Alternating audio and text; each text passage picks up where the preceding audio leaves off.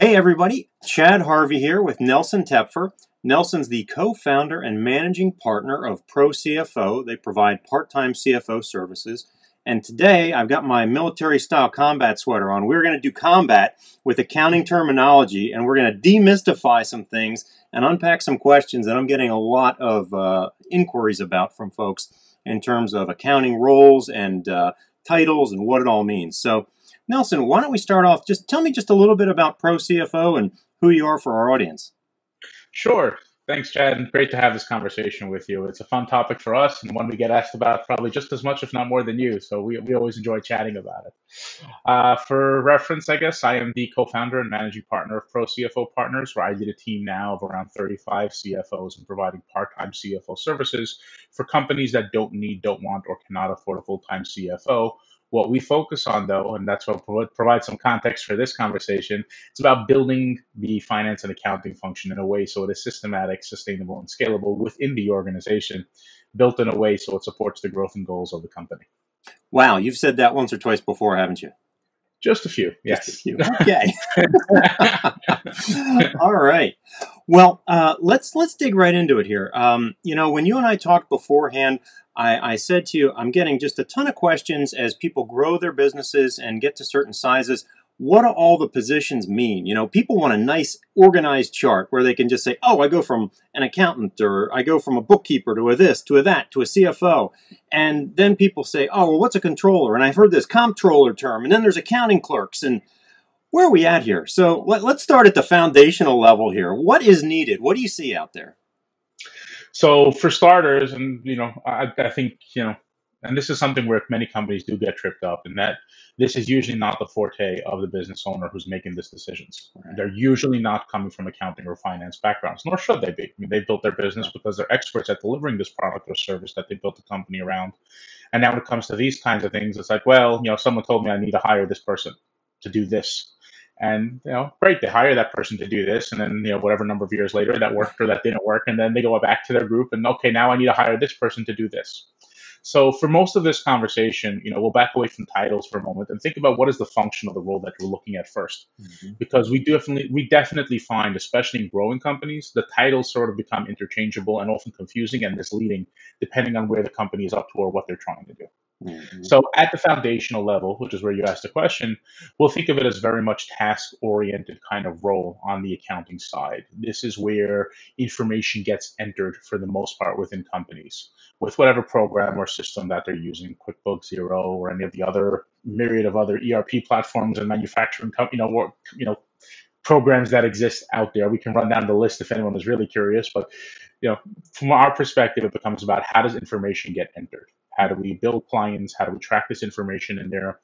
This is where some confusion starts or some complication can start, again, for that growing company, whether it's cash or accrual, or how we enter information, because that requires, if you're moving on to accrual, which we believe most companies should for greater insight into what they're doing, then it becomes, what does a monthly close look like to give you that accrual information on a regular basis? Mm-hmm. And the reason why we talk about that, even at this basic level, is understanding that all of this accounting stuff, whether it's called the language of business or all kinds of other ways of referring to it that make it sound much cooler than it actually is, it's all about giving you the insight you need to make the decisions you need to. Mm-hmm. So when we think of the foundational level within the organization, it's how does information get entered into your system? What is that person who's doing it? What does their interaction level look like? What are those tasks? What does that task list look like for that person or function? And on the most excellent graphic that I'm popping up right now for our viewers, you simply list that as the bookkeeper function at the bottom of the pyramid, correct?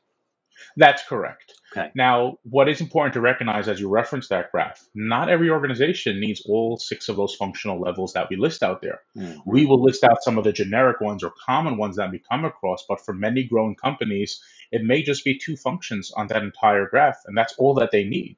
Mm-hmm. What is important to recognize is that however many people or however many functional levels you have in that finance and accounting function, you still need every single one of those impacts. Uh-huh. Who's doing it, how it's getting done, and it will vary by organization. But whatever that structure looks like on the functional side, you still need to make sure is providing every single one of those impacts on the other side.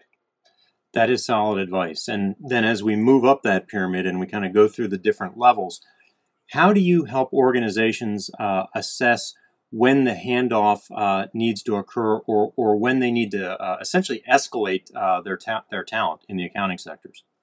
So we look at it usually from that strategic side of a top down, as thinking about this again from the higher level or 30,000 foot view. Sometimes, what is this function supposed to be doing for you Mhm. as a whole? What is this whole finance and accounting, mystery box for some people? What is this whole thing supposed to be doing for you?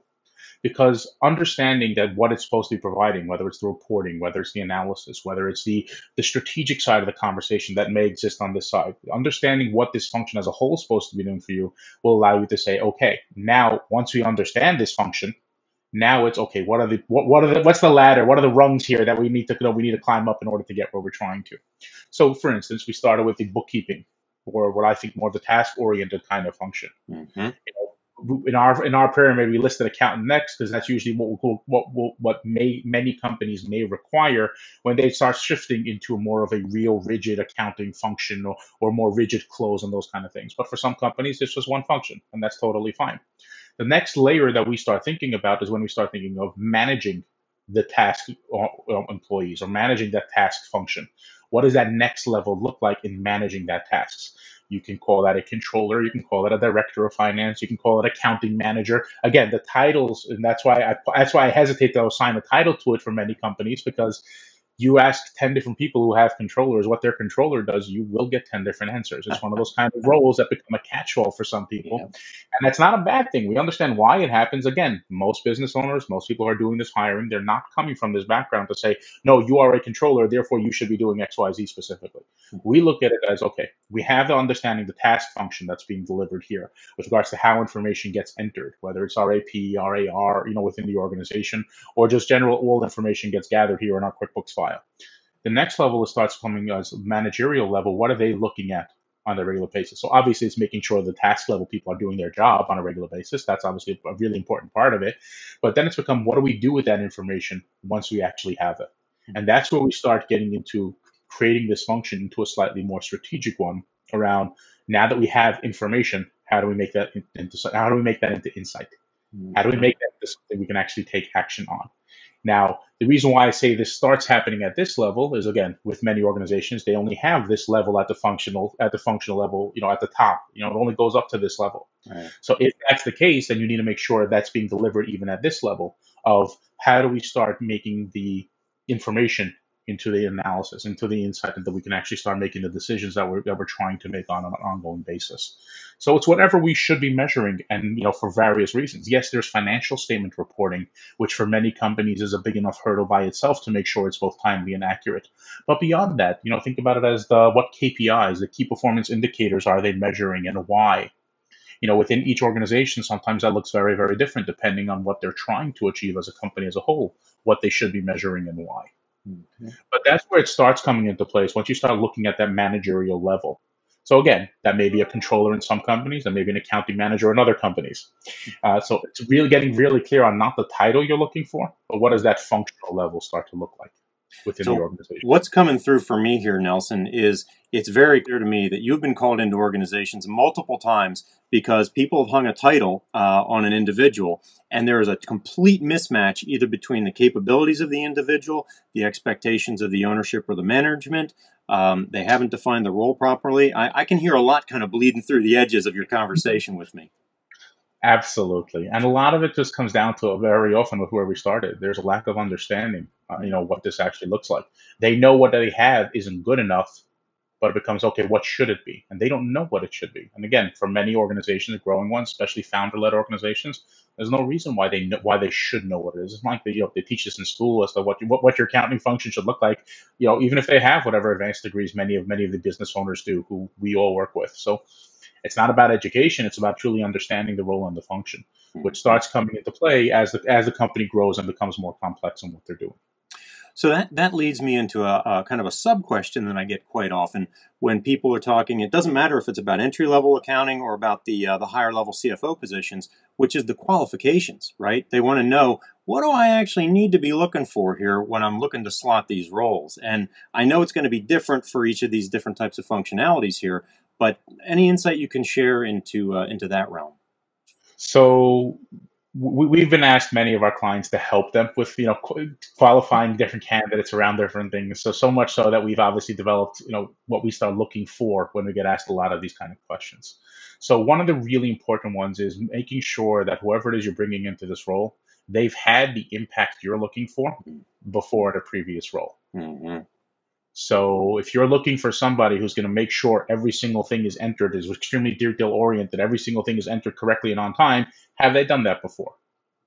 And yes, there's an aspect to training new hires around doing certain things. And for some organizations, we get it. We understand why they may choose to make that decision. But it's more important as you start moving up into more of that experience and frankly, higher cost or higher salary for many organizations. Have they had the impact you're looking for? Have they had that impact on a previous organization? The one you're looking for your company, have they had that impact before elsewhere? Mm-hmm. I don't care what title they've held elsewhere. Have they had the impact you're looking for elsewhere? In small to medium-sized business land, which I typically think of as the $5 million to $250 million range, that's just my rule of thumb. I come across this so often and especially in the accounting realm, we've got somebody, they're a good bookkeeper or they're a good staff accountant, and we want to elevate them, and we want them to go up to the next level to do some of what you're talking about. And I can't tell you that it's always a failure, but quite frankly, it's often a failure from what I've seen because they don't have that prior experience that you're talking about. So we've seen that grow correctly, but when we've been involved in those, it's about what other resources does that person need to be successful in this new role? Do they understand what's expected of them in this new role? Do you understand what you're expecting of them in this new Right. role? There's a lot of questions we want to make sure that gets understood. We have seen some people grow very successfully within an organization from bookkeeper to next level, even to take on eventually a CFO role. It's if they have the right context around what's expected of them. Do they have the capacity to grow to do that? Do they have the resources to grow to do this? Mm-hmm. Right? Everyone gets to that next level at some point in some organization, whether it's within yours or a different one. So it's not like always a must-have it. If you're going outside an organization, we always prefer you look for them to have had that impact before. Mm-hmm. But that doesn't mean you cannot grow yourself. It's a different track when you're looking to grow that talent internally. Let me throw you a curveball question we didn't talk about before, but just occurs to me. I love putting you on the spot, Nelson. You're always good at dancing.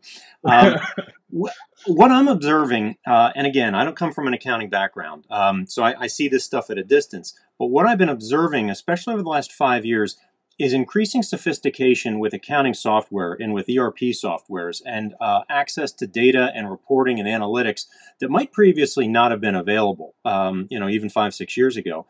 And I'm wondering, what do you see with the folks at all the different levels in terms of how they're using that information? I guess at the bottom or at the end of the day, at the bottom of my list here, I want to know, are they able to use it? Do they know what they're looking for? Or is this again coming right back to have they achieved success somewhere else before? So it's funny you mentioned that ERP and software conversation. As I jokingly refer to it, I personally have had the privilege of working across nearly 24 ERP platforms. And they are all terrible and they are all wonderful. So when it comes to that conversation, what's really important to understand is what any software package you're choosing to use or implementing or you already have in place, what should you be getting out of that software package? And yes, does everybody in your organization understand what they should be doing with this software package? It is very difficult. It is not a simple thing.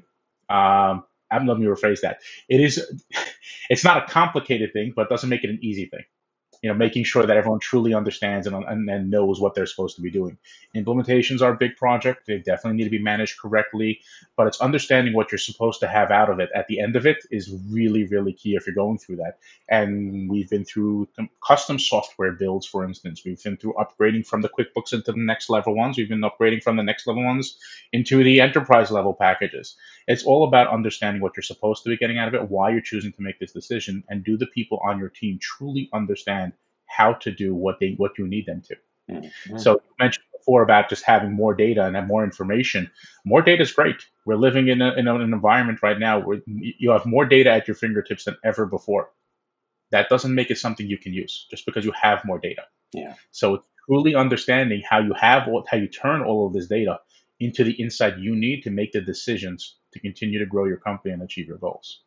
I think I want to have you back for a subsequent conversation just on the software and the data topic, because I got questions coming up for me right now about, are you seeing AI applications in the finance realm, all kinds of stuff. But if we're going to put a pin in that, I want to go right to the second pyramid that you've got, which is about the CFO role, right? And maybe we spend our remaining time talking just a little bit about that. And kind of walk us through, and I'm going to flash this up for our audience here so they can take a look at what's going on here, but kind of walk us through that CFO inverted pyramid graphic that you guys have. Absolutely. When we get asked a lot, what does the CFO do? I remember I used to jokingly refer to it in my very first CFO role was my job to make sure as much money as possible comes in and as little as possible goes out. What's important to recognize is that's a little bit of an antiquated version of it. I remember joking with somebody, a CFO veteran who's been a CFO for 2 to 3 decades, and he said, "No, we used to just call them good CFOs and bad CFOs." When you look at a company like, doing it like, looking at a CFO like that. So it's important to recognize from the role of the CFO is that the true impact and the true value begins to happen more at the strategic level than strictly what they're doing day to day. Mm-hmm. So when I say that, it becomes, how are they the catalyst and the strategist driving the growth of the business? Are they building that framework for financial management and growth? Do they need to roll up their sleeves and get involved in different areas of many companies along the way? Absolutely. And they should get involved. This is not the type of thing you do just by delegation. But from that perspective, once you move up to that level, it becomes far more about the strategic element than it is strictly about, do they know how to make this journal entry? Mm-hmm. Fantastic. So when we talk about the different elements over there, it becomes, okay, do we understand as an organization, and does the CFO truly understand in guiding this organization what we're really working towards as a company? Because then anything else we talk about in the finance and accounting function, whether it's our profitability, our cash position, the systems and processes we want to build out, all of that needs to be in support of the goals of the organization. And that's where it becomes just the stuff that we've done up until now to, okay, is this actually driving the growth and the goals we're looking for? Mm-hmm. So I'm an organization. I'm thinking that I, quote, need a CFO, and I'm going to come to you. What's the question that you always get asked when someone shows up at your doorstep, hat in hand, and wants to talk about either fractional CFO or full-time CFO services? Oh boy. The one question or the one problem they really have? The one question they ask or the problem they really have? I'd like to hear both. So the one problem they really have very often goes back to where we started the conversation, is the lack of understanding truly about what this whole function is supposed to be doing for them. Mm-hmm. We look at our role in that CFO as making sure this entire function gets built correctly to support that is what we look at the role of the CFO, truly building that framework correctly. But what we get asked is really varies very, very, very widely, because it comes from what their own problem is, why they're having the conversation with us to begin with. As in, I remember one CEO who tells me, Nelson, this company is too big for me to run on gut instinct alone, which is an incredible quote. What made that so much more interesting was this is somebody who has a controller and 9 people in his accounting department, and that's still the way he feels. And it's because he has a very operational function from the finance and accounting area. Things get done. Yes, they close their books. I mean, he wants it a little more timely, fine, but they close their books. But at the strategic level, when it comes to the initiatives he's thinking about and how he's analyzing it, he does not have the insight he needs to. And that's why he feels like he's running it on gut instinct alone. That sentiment is probably very prevalent across the board as the underlying problem we get brought in on. And while the question that we get asked may take different forms, essentially it's very often that same sentiment underneath it. We need help with our budgeting. And it's like, okay, great. Why? Why whatever have you done up until now hasn't worked on the budgeting side? What's actually going on behind this? Shrinking profitability. Okay. Stagnant revenue. Again, these are all common issues that we get asked the questions about, but it comes from the same piece underneath it of, your revenue may be stagnant because have you looked at how you're growing your revenue? Have you looked at what you're tracking and why you're tracking this information? Have you identified those activities are really going to drive the growth of your company moving forward? Yeah. It's so interesting to me to hear you talk about that, because as I work with different businesses and in different stages of life and maturation, it's so interesting to see them make that shift to strategic finance and couple the finance and the strategy with their overall strategic plan and endeavors. And it often presents itself prior to that switchover in a very similar way that you're talking about, very operationally focused. And then it's kind of like the curtains fall and they get it all of a sudden. It's an exciting thing to see. So, absolutely. All right. Nelson Tepfer, co-founder and managing partner of ProCFO Partners. It has been a pleasure as always. I enjoy our time together. And any other parting words of wisdom for the audience here? Feel free to check out our website. We have a lot of free information and resources there, ProCFOPartners.com, and feel free to reach out if you have any questions. Will do, and there's a link to this his website in the article, as well as on a crawler at the bottom of the screen for everybody. So I encourage you to definitely make that call, or I don't know, do we even call anymore? We just kind of email or text or DM or hit me on Twitter, whatever it is. So, all right, Nelson, you have a great day. Thank you very much. Thank you, Chad. Great talking to you.